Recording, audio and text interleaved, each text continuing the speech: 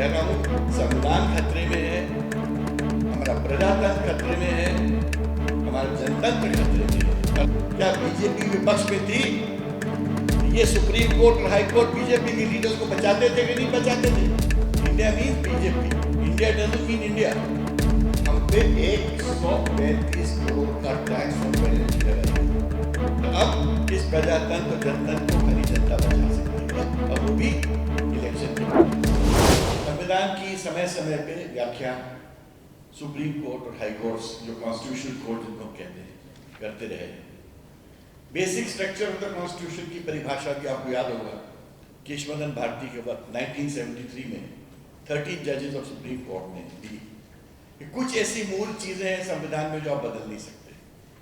हम रिपब्लिक हैं, हम प्रजातंत्र हैं, हम सेक्युलर हैं, हम सोशलिस्ट हैं, और हमारे जो मूल गंतव्य है कि हम freedom of liberty, expression, life से बाध्य हैं।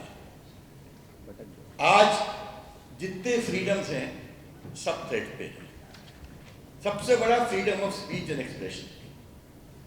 कितने लोगों का वीजा इसलिए कैंसिल हो जाता है क्योंकि आप क्रिटिकल हो इंडिया के। India means BJP, India doesn't mean India. India means BJP. अगर आप बीजेपी के क्रिटिकल हो और आप पत्रकार हो अमेरिका में या यूके में या किसी विश्व में, आप इंडिया आओगे, आपको या तो वीजा नहीं मिलेगा या आधे रास्ते में वीजा कैंसिल कर दिया जाएगा और आपको वापस भेज दिया जाएगा। ये देश हमने ना कल्पना की थी ना कहीं सोची थी। हमको बहुत परेशानी है कि अगर ये संविधान नहीं बचा तो मूल रूप से हम किस प्रकार के कैसा देश हो जाएगा। ये हम नहीं चाहते जो हमारी नेबरिंग कंट्रीज की जो हालत हुई वो हमारी हालत हो। जो हमने एक कानून की दुनिया बनाई जिसमें प्रेस की फ्रीडम थी, पॉलिटिकल प्रोसेस की फ्रीडम थी, वो सब फ्रीडम अगर खत्म हो गई तो मूल प्रश्न में जो नेशनल प्रश्न जिसको मैं कहता हूँ, मैं मोदी साहब से करना चाहता हूँ कि मोदी साहब ये क्या कर रहे हैं आप? ये संवैधानिक फ्रीडम्स का जो आप हनन कर रहे हो, जो कत्ल कर रहे हो, अगर देश इसको कब तक बर्दाश्त करेगा? मैं तो एक सामान्य आदमियों की बातें कर रहा हूँ। 1.5 महीना मैं कोर्टों में जूझा हूँ। पॉलिटिकल पार्टीज टैक्स एग्जेम्प्ट हैं इस देश में। छोटे से इशू को लेके कि आपने रिटर्न 14 दिन या 20 दिन लेट फाइल किया या 0.1% ऑफ योर कंट्रीब्यूशन आपने विद फुल डिटेल लिया मगर कैश में ले लिया। हम पे 135 करोड़ का टैक्स और पेनल्टी लगाई गई। अपील पेंडिंग है ITAT में और हमारा 135 करोड़ रुपये निकाल लिया गया। हम कहते रह गए कि 20% टैक्स ले लो हमसे, जो कि सामान्य रूप से दिया जाता है और स्टे मिल जाता है, मगर इंडियन नेशनल कांग्रेस को 20% जमा करने पे स्टे मान्य नहीं था किसी को। हम हाईकोर्ट के पास भी गए, वहां भी हमको निराशा हुई। पर इस बीच में देश में इतना बड़ा हाहाकार मच चुका था कि जब हम सुप्रीम कोर्ट के सामने खड़े हुए तो विवश होके सरकार ने कहा कि 24 जुलाई तक इस बीच में इन्होंने 3,560 करोड़ की टैक्स डिमांड कांग्रेस पार्टी पे 6 साल की और लगा दी थी 31 मार्च के पहले। वो भी हमने चैलेंज की, वहां भी हमको शुरू में निराशा मिली। कहने को मतलब है कि आज हमको कभी कभी लगता है कि हमारे संवैधानिक इंस्टीट्यूशन क्या हमको बचा पाएंगे? क्या बीजेपी विपक्ष में थी तो ये सुप्रीम कोर्ट और हाई कोर्ट बीजेपी के लीडर्स को बचाते थे कि नहीं बचाते थे? क्यों बचाते थे? क्योंकि फ्रीडम थी। उनको पता था कि अगर वो अच्छा जजमेंट देंगे, संवैधानिक जजमेंट देंगे, विपक्ष को बचाएंगे, इस पे उनको प्रताड़ित नहीं किया जाएगा, किसी को परेशान नहीं किया जाएगा। आज सबसे बड़ा मूल प्रश्न है कि अगर आप बीजेपी की विचारधारा से जुड़े नहीं हो तो शायद आपको देश में कोई भी बड़ा पद नहीं मिल सकता। ये संविधान की मंशा नहीं थी। संविधान की मंशा थी हर वर्ग, हर जेंडर, हर किस्म के व्यक्ति जो सक्षम है, जो क्वालिफाइड है, उसको पूर्ण रूप से अपॉर्चुनिटी मिलनी चाहिए। हमको आज भी याद है people like P N Haksar, जो इनको इंडियन फॉरेस्ट सर्विस में, आपको याद है इंडियन फॉरेस्ट सर्विस के ऑफिसर थे, बड़े ऐतिहासिक, बड़े भारी सलाहकार होते थे इंदिरा जी के।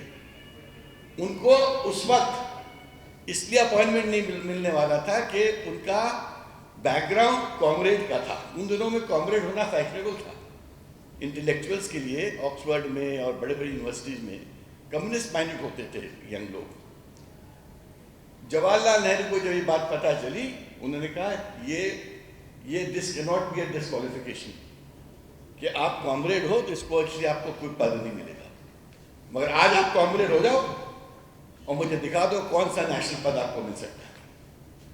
बड़ी विचारनीय बात है, सोचने की बात है। तो इसीलिए मैं आज की शुरुआत कर रहा हूँ, मैं कह रहा हूँ संविधान खतरे में है, हमारा प्रजातंत्र खतरे में है, हमारा जनतंत्र खतरे में है। और अब इस प्रजातंत्र और जनतंत्र को खाली जनता बचा सकती है, और वो भी इलेक्शन के माध्यम से। मुझे आज आखिरी में बताना चाहता हूँ, मुझे वो मैं तो यंग लड़का था, 75 की बात है, इमरजेंसी आई, मैं तो इमरजेंसी का विरोधी था दिल से।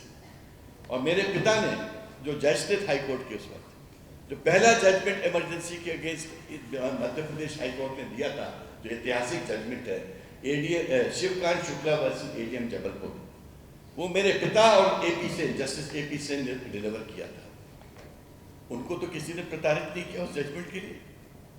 उस वक्त भी इंदिरा जी थी, विरोध में जजमेंट दिया था, आई एम श्योर उनको बुरा लगा होगा। 13 हाई कोर्ट्स ने उस जजमेंट को अप्रूव किया, फॉलो किया। 1 साल बाद सुप्रीम कोर्ट ने उस जजमेंट को सेटिस्फाइड कर दिया, ये कहते हुए कि right of life and liberty emergency में खत्म हो जाती है, जो हो नहीं सकती है, जो हाई कोर्ट कह रहे थे। 41 साल बाद जस्टिस चंद्रचूड़ ने अपने पिता के इस ऐतिहासिक भूल को करेक्ट किया और कहा, मेरे पिता ने जो 1976 में एडीएम जबलपुर का जजमेंट दिया था, जिसमें मध्य प्रदेश और अलग हाई कोर्ट्स के फैसले को दरकिनारे किया था, वो एक गलत व्यू थी। Freedom of life, security of life and liberty कभी भी खत्म नहीं की जा सकती। लोगों, ये हमारा इनहेरेंट राइट है to live and to live with respect and dignity.